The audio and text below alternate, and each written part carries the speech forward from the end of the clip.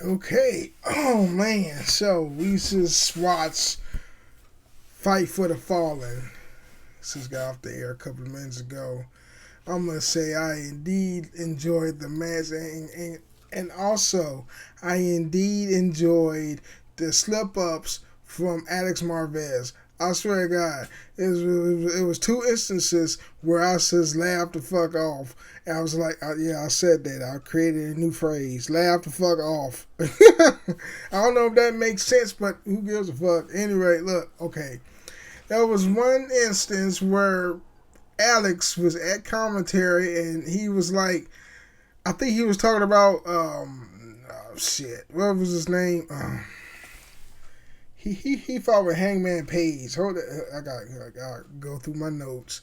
Let's see here. Kip Sabian. And Alex Marvez was like,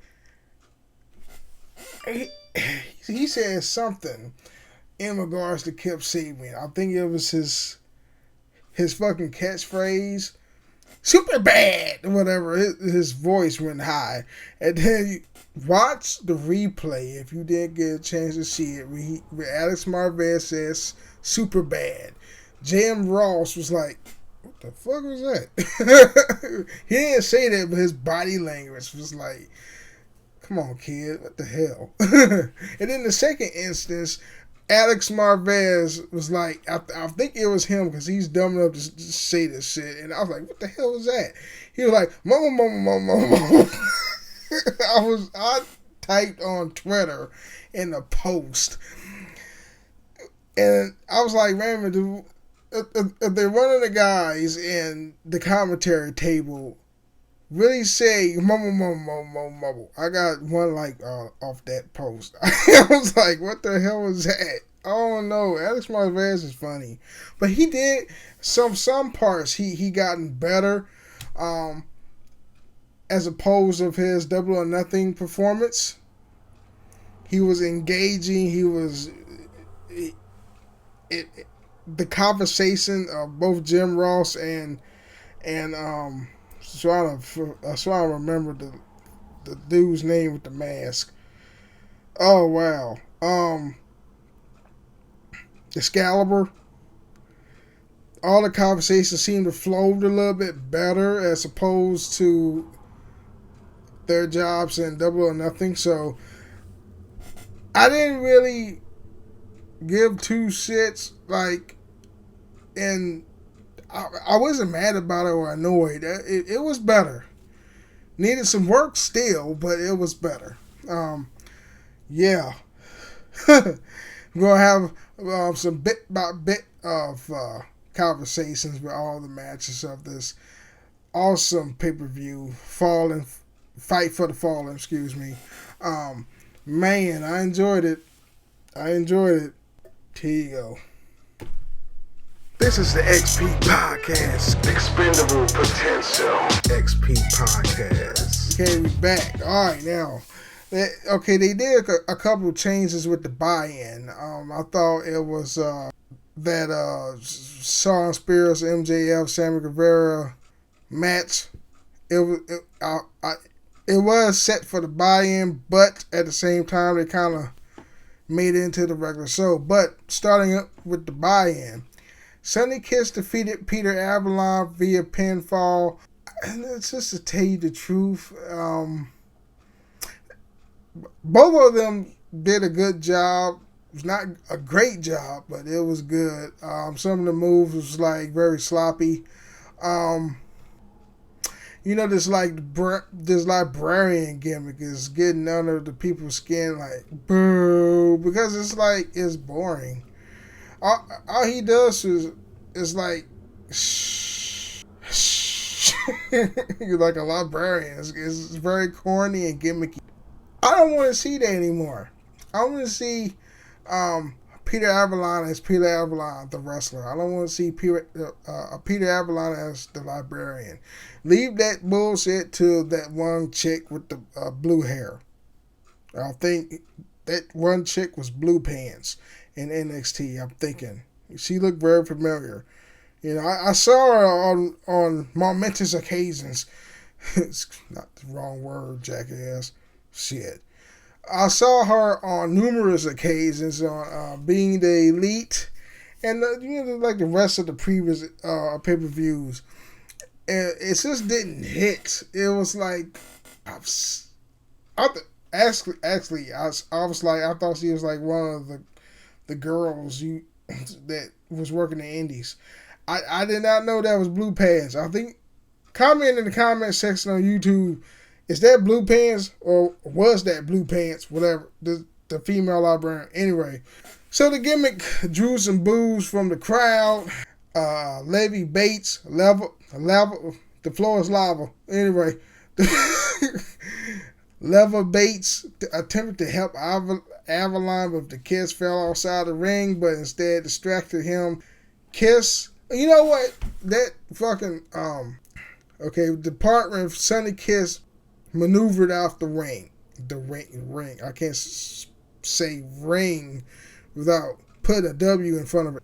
When Sonny Kiss was outside the ring, I thought that the female librarian Leva Bates was going to like cheat or whatever, or like pummel him, whatnot. But she was the nice girl and helped Sonny Kiss back in the ring. I was like, that was pointless. What the hell? I thought they was heels. Anyway, ultimately, Kiss hit a couple of back handsprings and a falling split leg drop from the second rope to get the victory. This was fine for an opening match at the event like this, but there was nothing really to take home. Still, Kiss had a solid showing. You know, their split leg drop didn't do any damage. It didn't. I mean, it's supposed not to do any damage. It's fucking wrestling. But anyway, it didn't look like it did any damage to Peter Avalon. So maybe he could work on his finish maneuver, whatever maneuver. He could work on that a little bit more and make it more devastating, because I know he ain't that really heavy, so he needs to work on that impact on his finishing move, that split leg drop. You know, it was a passing grade, but it wasn't great. You know, it was a good match for a pre-show. That's the only thing I can say about that first match of the buy-in. Second match was Shoko Nakazama and B. Priestley defeated Britt Baker and Riho.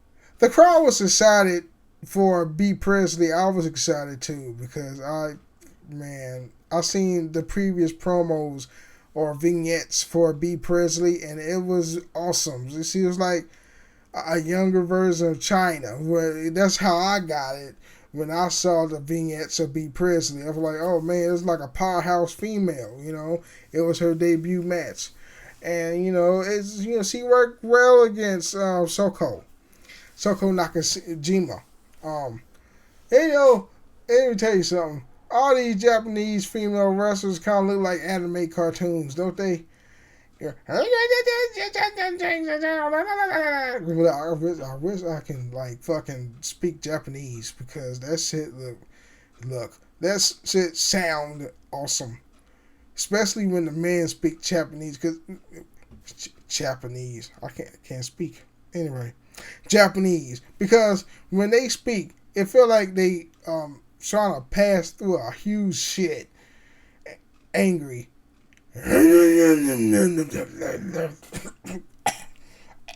God damn. So you know what? Yeah. Anyway, it was a slow little build at the beginning of the match, very slow, and then it picked up at the climax, and then when the ending was there, it was awesome. And when Britt Baker and B. Priestley,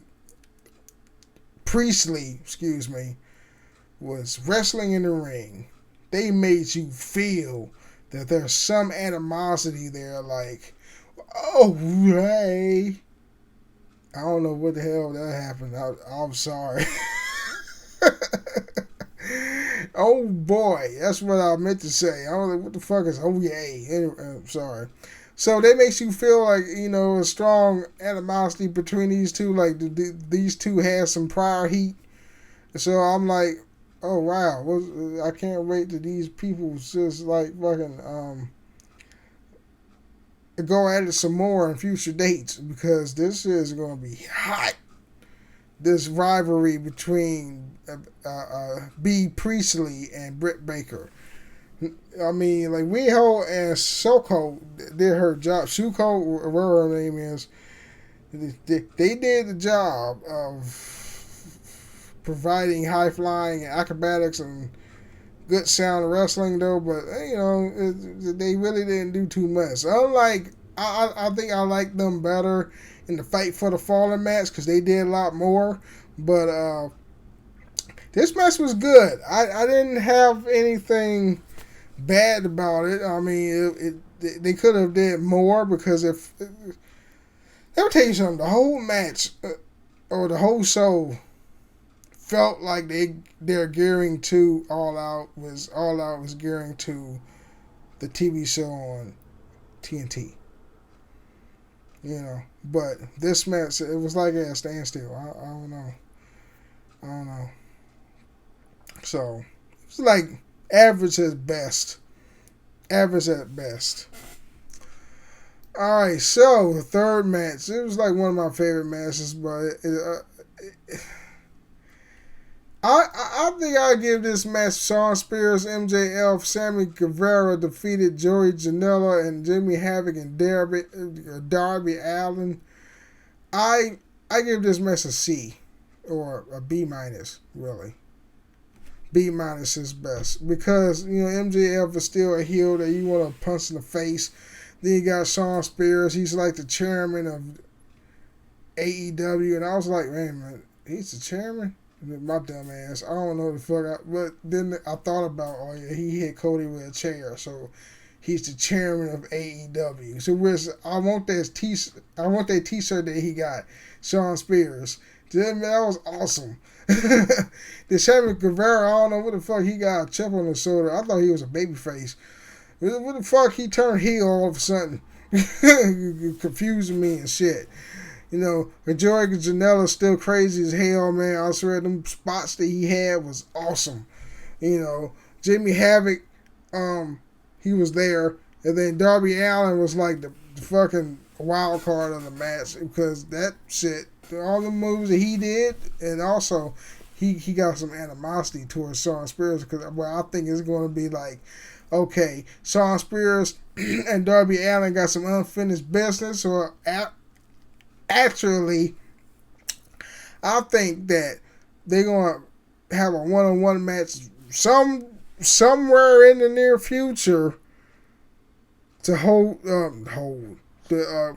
get rid of that grudge that they got, because, if you saw Father Fest, Shawn Spears provided in the run-in, hit Cody with a chair. The chair was gimmicked. If you looked at the chair closely of how Shawn Spears hit Cody Rhodes with the chair, part of the steel plate kind of moved as he hit his head with the chair. It went this way. This is Cody's head. This is the steel plate that provides the seat of the chair. This is the head plate. Like, I don't know, it kind of moved. Anyway, so that's the story with Shawn Spears and Darby Allin. Jimmy Havoc was just there to fill the match up, and then I don't know why Joey Janela was there, and then Sammy Guevara had got a chip on his shoulder like I was supposed to be the main man, but I'm like in this little pinset match where it says plot me in. MJF, he don't give a shit as long as he get paid, and then Shawn Spears he was there. Anyway, a lot of suicide dives, corkscrews, Spanish flies, spears. Very exciting, very brutal. Man, this match is probably I can't say words right. Setting itself for All Out. That's all this match, I think, did. Next match. Brandy Rose defeated Allie. I love Brandy Rose theme music. Brandy Rose still need work. I mean, she's still green. She's working in the office. She haven't been wrestling that long, really. Obviously, being in that office, occupies her time and stuff like that. She's a CBO. So I didn't look at this match seeing that Brandy Rose is going to be this breakout star with good moves and stuff like that. I look at this match like, okay, this is Brandy's. Just to throw a number out there, because really I don't have no clue how many matches Brandy Rose had. I think 6 or 5, or if not, it's not enough to build enough experience for yourself to be a good wrestler. To be a good wrestler, I think you're always steady learning, but you really have to perform at enough matches to learn from your mistakes, knowing what works or what don't work, and you grow off from there. She don't have that much experience to be better, but she did an okay job. It was passable. Allie is still Allie. She was good. I'm sure. It was one of them spots in the middle of the match where she got maneuvered, and part of her pussy was like out for 1 second. I swear. I'll be looking very closely though. I was like, the way that I didn't try to look at it. It's like when she fell in front of the hard camera, I saw a little bit poking out. But it is what it is. Brandy dominated the offense early. There was a super kick, running DDT by Allie, whatever. There was tons of near 3 counts. Oh yeah, I forgot. Awesome Kong provided as the special enforcer for Brandy Rose. So Brandy Rose is a heel. I knew the heel Brandy Rose was going to come out because it showed off her intensity and her competitiveness. She's the boss. She want to do everything to win because she's one of the bosses. So I kind of knew that straight from the jump. If you are familiar with her when she was in Ring of Honor, she had this cocky heel, this type character in Ring of Honor. I'm talking about Brandy Rose. And then at the end of the match, there was going to be like a post-match brutal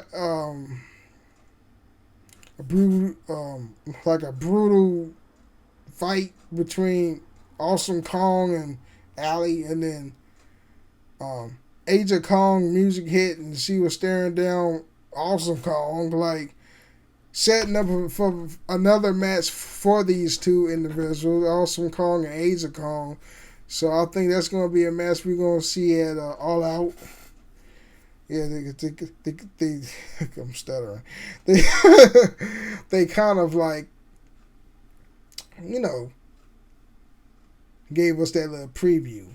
So it's a passing grade. Alright, moving on to the next match. Dark Order defeated Jungle Boy, Luchasaurus via pinfall, and Jack Evans and Angelico. Oh, it was a good match, especially Luchasaurus. He was the most over person in the entire match based on his size and his agility. I wanted Jungle Boy and Luchasaurus to win, but Dark Order needed to win because, that will open up more stores for Best Friends because Dark Order picked a fight with Best Friends, and I think is going. This is what I predict with the tag team tournament for the AEW Tag Team Championships. It's going to be a story within Dark Order and Best Friends to catapult the drama in that tag team tournament. That's the icing on the cake for that event within AEW. Dark Order came out as this ominous dark entity, hence the name Dark Order. They challenge best friends. You know, they want to be. You want to have Dark Order still strong after all those vignettes they've been doing. You know, so, so they can. As I say, they want to come out strong, I guess. But anyway, awesome match. Good back and forth action, and Luchasaurus is awesome. Jungle Boy was awesome too, but he got his ass kicked. That little man with Jungle Boy and Luchasaurus, I didn't know if that bitch was a fucking midget or that was a little kid or that was a short ass white man, probably 5'1". Oh, yeah, he got little legs and little arms though. I thought he was a midget. Oh man, he did like some aerial move off the top rope or whatever. That shit was awesome. Alright, so the next match. Hangman Page defeated Kip Sabian via pinfall. It's awesome. Very brutal. Oh my god. All them falls and shit. That shit was like fucking insane, man. A lot of like, okay, this is what people get like. I gotta go off the cuff here. I gotta go off the cuff. When a person do a finishing maneuver and they pin, that's a false finish.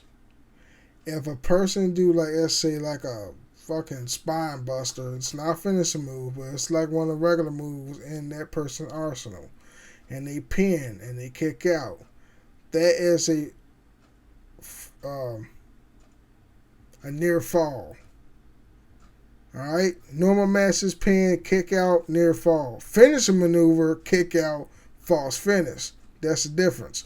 Now, there's a lot of near falls in this match. I just want to break that shit down to you because sometimes I get mixed up. You're like, oh, it's a false finish. Wait a minute. No, it's not, because that person didn't do his finishing maneuver. Anyway, a lot of near falls. A lot of... Oh my Daredevil. I think there was a time when Hangman almost got his nose busted open or whatever. I'm not sure. He almost broke his nose, but he held his own though. Hangman Page defeated Kip Sabian. Post-match, there was a dude that came to the ring, looked like Dark Order's minions, but I was like, wait a minute. His eyes seems familiar. I didn't know Chris Jericho, he got fat. Holy shit. And I was like, I didn't know that was Chris Jericho. Because I thought Chris Jericho was much leaner than what he is now. But maybe he's 50 years old. When you get old, it's like them fat cells come back. Anyway. But that's a myth though, because I've seen a 60-year-old man at my job right now got a body like a 33-year-old. I swear to God. But he keeps himself in the gym. Oh, no, he don't. He works out in the house. He told me that he does like 600 push-ups every day. Damn, that's that shit. He was 60 years old. He got X-Pack. A six-pack, and shit like that. So I don't know why Chris Jericho's body is pudgy. Anyway, supposed to do that fucking DDT yoga. Why is his body so fluffy? Anyway, that was a good match. That was good. That Judas Priest. Oh shit. Sorry, Judas Priest. What the fuck? Judas Priest. What was Chris Jericho's finishing maneuver? The fucking elbow. Whatever. Hold on. I think I got it on my notes here. After the match was attacked by Chris Jericho, was wearing the mask. One of the Dark Order's creepers hit the Page with a cold breaker. The Judas effect. There it is. The Judas, that fucking, I don't know if Hangman Page bladed or he really did hard way on Hangman Page's face, Because that shit it was cut up like a motherfucker, and then plus it was bruised. And I don't know if that was makeup, the bruised part, or maybe he bladed, or maybe he bled hard way. That shit look nasty. He's gonna get a tetanus. Shit, you dab some alcohol on the cut and then fucking bandage that shit up. Anyway, fake break. Oh man, that was good. Anyway, Frankie Kazarian and Scorpio Sky of SCU versus the Lucha Brothers. Pentagon Jr. and Sky. No. Who's the second person of the Lucha Bros? I forgot. And wait a minute, hold on. Hey Siri, what's Spanish for no fear? Sin miedo. Sin miedo. That's what I think that was Lucha Brothers was saying. Sin miedo. That's what Siri said. Anyway, back and forth action, acrobatics, lots of super kicks. Ray Phoenix, that's the name. That's the name. That's just remembered. I looked down my nose and like Pentagon and Ray Phoenix. Anyway, that match I think was an A minus. I give him an A minus. You know what I mean? That fantastic monkey flip rolling senton was nice. A lot of DDTs. I think in this match, I believe this match, Jim Ross was like, how many DDTs they gonna do or whatever? So something along those lines. And I was like, I don't know. But, man. Oh, man. Super kicks was everywhere. Super kicks was flying everywhere in that match. It was like, you could feel it. I don't know. Tell me in the comments when you hear this on YouTube, people, that this podcast is going to be on all my other avenues, Spotify, whatever. But on YouTube, tell me how do they make that sound when they kick each other in the face with the super kick? Do they slap their thigh to, like, give you that sound if they kicking them in the chin or whatever? Like I don't know how they do it. Anyway, like, it's like how Shawn Michaels super kicks. How the fuck do they do that snapping sound? Like that snapping sound. Like whatever. I don't know. But SCU, man, I thought they was gonna win, but I knew, man, he got the best team won. I always did. Like the Lucha Bros.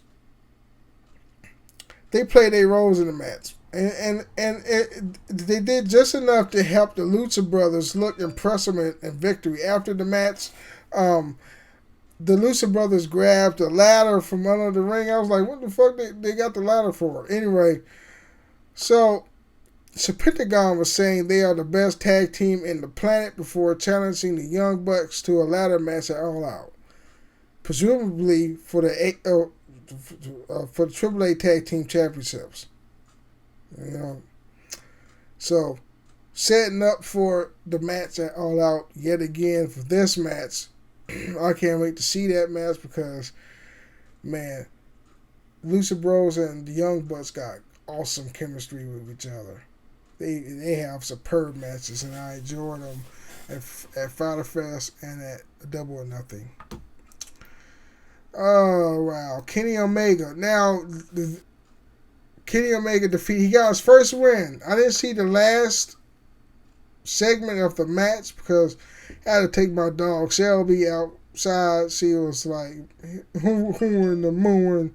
She had to go pee, so I had to take her outside. But I didn't really need to see the ending of the match really, because I knew this match was going to be good. She was awesome. You know, the Chinese leader of Strong Hearts. You got Kenny Omega, who's awesome. Great back and forth action, nice drama in the ring, good ring psychology. Cena grew aggressive, like all of a sudden. Oh man, like he got so aggressive that I didn't think that Kenny Omega was going to win. That's that ring psychology right there, man. You gotta have ring psychology. WWE, you don't get that too much because all the matches are very predictable. Like you know who's gonna win before they even wrestle, or in WWE's case, perform. And then the segment, Chris Jericho got on the mic. Man, he. That's the word I'm looking for. He wow, I forgot what I was gonna say. Trolled. He trolled everybody in the whole. What's that fucking the name of the arena? It's not really arena, but it's just something else. Astrodome. I want to say Astrodome, but that says not the Astrodome. It was amphitheater. That's the word I'm looking for. He trolled everybody in the whole joint in the amphitheater. I'm like, okay, I kind of like this AEW style Chris Jericho. It was awesome. Jericho joked about having Paige's blood on his hands, but I think it looks like he did fake blood and he smeared it on his hand, or he did a magic marker and then wrote on his hand and smeared the ink on his hand. Didn't look real, but it is because it looked pink after it did. It looks blood ain't pink when you smear it and then it stays there in your hand. It still look red. Anyway, that's not the point here. He capped on Jacksonville, Jackoffville, whatever. He promised to get his well-deserved thank you. He put himself over as putting AEW on the map, blah, blah, blah. Soon as Jericho called Hangman a bitch, Hangman provided a run-in, beat up Chris Jericho. You had a lot of people rushing to the ring trying to break these two men apart, and that was it. Good segment. Awesome. Now, this is for the main event of the match. Young Bucks versus Dustin Rhodes. Excuse me. Young Bucks versus Cody and Dustin Rhodes. Excuse me. I'm sorry. Damn. This gotta be the best main event I've ever seen at an AEW pay-per-view. This was awesome. Team shook hands before the match began. Once the little action started, the Bucks again mocked the Rhodes, and if they mocked the Rhodes hug from Double or Nothing, it was super kicks and fucking crossroads everywhere, and oh my god, the fucking move where Goldust in his prime went on his back, slapped him or whatever, or went on his knees and slapped him. It was freaking amazing. I was like, whoa. And at the end of the match, of course Young Bucks won. But at the end of the match, it seems to me that Young Bucks was trying to give the Rose Brothers props, and then the music was playing. I was like, what the hell's going on here? You can see Shah Khan and like a bunch of guys presenting a $150,000 check to the charity Fairer and Fairer. I think that's what it is. And then that was the end of the show. Cody Rhodes, he lit a fire in everybody after that speech he did, and Omega had some fun to sound off the match like, hey, thank you, you can go home now, whatever. But he actually had some fun with the people that arrived to the event. He said, bye and boing, whatever. That's what the fuck I got from it. Boing, whatever. I don't know, but shit.